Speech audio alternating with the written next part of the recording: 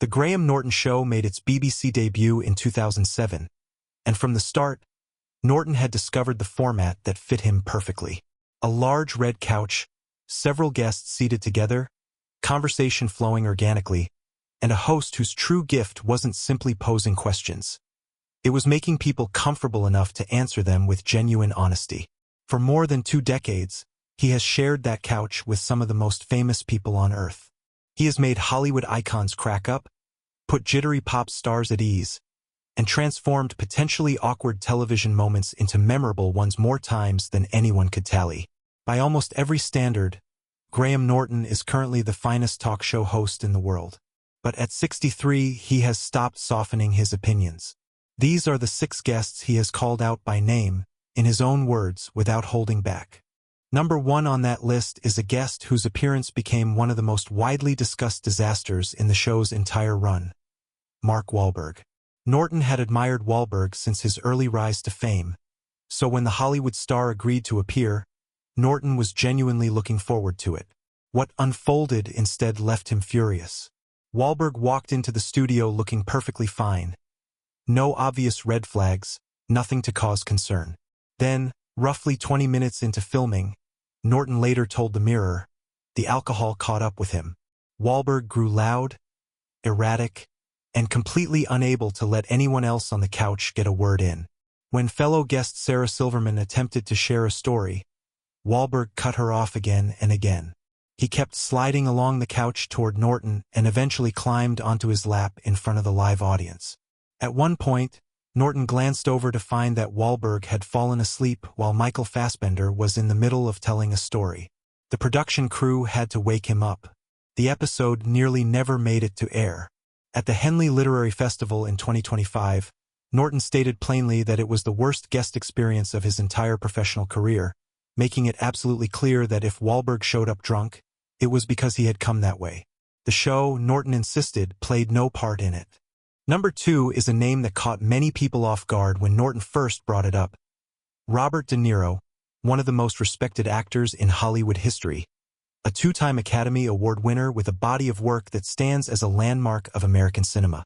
And yet, according to Graham Norton, he is among the most challenging people Norton has ever had to sit across from.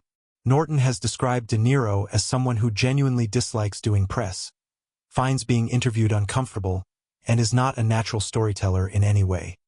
He recalled one specific moment where De Niro launched into an anecdote and then simply trailed off midway, leaving the whole thing unfinished with nowhere for the conversation to go.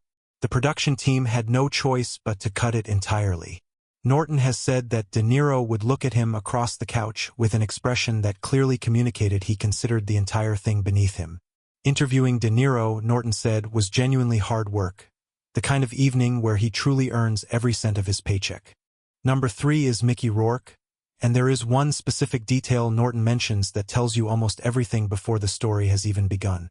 Rourke arrived backstage holding a half-empty bottle of Jack Daniels, not tucked away in a bag, not hidden on his person, but physically gripping it in his hand as he walked in. Norton has said publicly that Rourke was exhausting from the very first moment, partly due to the alcohol, but largely because Rourke simply refused to stop smoking. Norton would turn to speak with another guest and turn back to find Rourke had already lit yet another cigarette. He described the entire experience to the New Zealand Herald as a nightmare. The booking was a nightmare, the interview was a nightmare, and the moment when Rourke began making aggressive, flirtatious remarks toward fellow guest Jessica Biel on the couch in front of the audience, telling her there was nothing in his home that looked like her, while Norton visibly struggled to steer the conversation elsewhere, became one of the most uncomfortable moments the show has ever put to air. Number 4 is Kevin Costner, and this one stands apart because it isn't dramatic. It isn't loud. It has nothing to do with a celebrity tumbling off a couch in a drunken haze. It's something far quieter, and in many ways far more telling about the distance between how famous people come across on screen and how they actually behave when someone sits down and genuinely tries to talk to them. Norton has described Costner as dismissive, not overtly rude, but deeply and consistently disengaged from the whole process.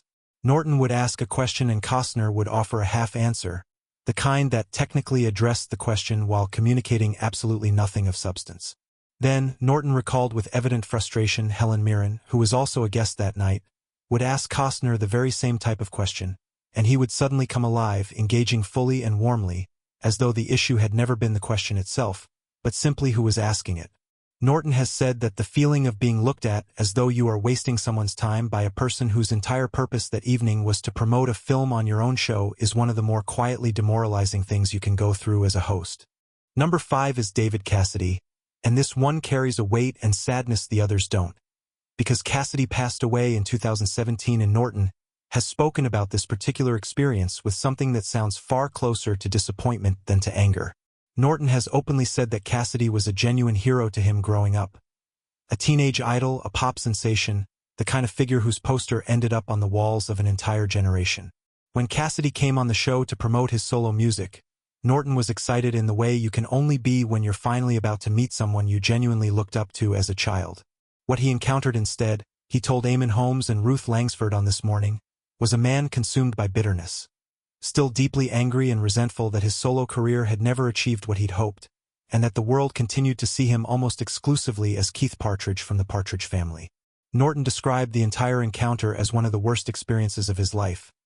Not because Cassidy was cruel or difficult in the way some of the others had been, but because there is a very particular kind of heartbreak that comes from meeting a childhood hero and finding that the person inside has never found peace with themselves, and that feeling is very hard to let go of.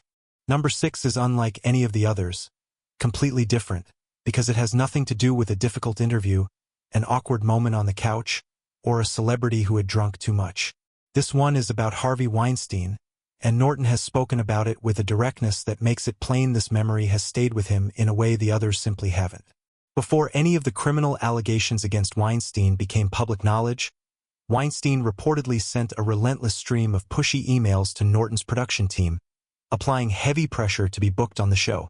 Norton has described reading those emails at the time and finding them unsettling. There was a kind of tunnel vision intensity to them that didn't feel like ordinary promotional enthusiasm. He laughed it off at the time. In an interview with Yahoo News UK, he recounted telling his booker that the attitude behind the emails, the "I'm getting on the show, just deal with it" energy, seemed like the kind of aggressive self-assurance that explained why someone became a powerful Hollywood producer. Then everything Weinstein had done to so many women became public, and Norton went back and read those emails again. The laughter was gone entirely. He described the experience of rereading them through that new understanding as genuinely chilling, because what had once appeared to be pushy industry behavior now revealed itself as the exact same pattern of pressure, entitlement, and coercion that had defined how Weinstein treated every single person who stood in his way. So there they are, 6 names, 6 stories, told in Graham Norton's own words across a range of interviews and public appearances over the years. A drunk Hollywood star asleep on a couch. A celebrated actor who made it abundantly clear he'd rather have been anywhere else. A bottle of Jack Daniels carried backstage as casually as a handbag. A detached movie star who saved every ounce of his warmth for everyone but the host. A bitter childhood idol who never made peace with who he became. And one deeply unsettling memory that only truly made sense once the rest of the world learned what it had really been about all along. Graham Norton has spent more than 2 decades making the genuinely difficult look effortless. These 6 are the moments that reminded him, and remind the rest of us watching, that some things remain hard no matter how skilled you are at your craft.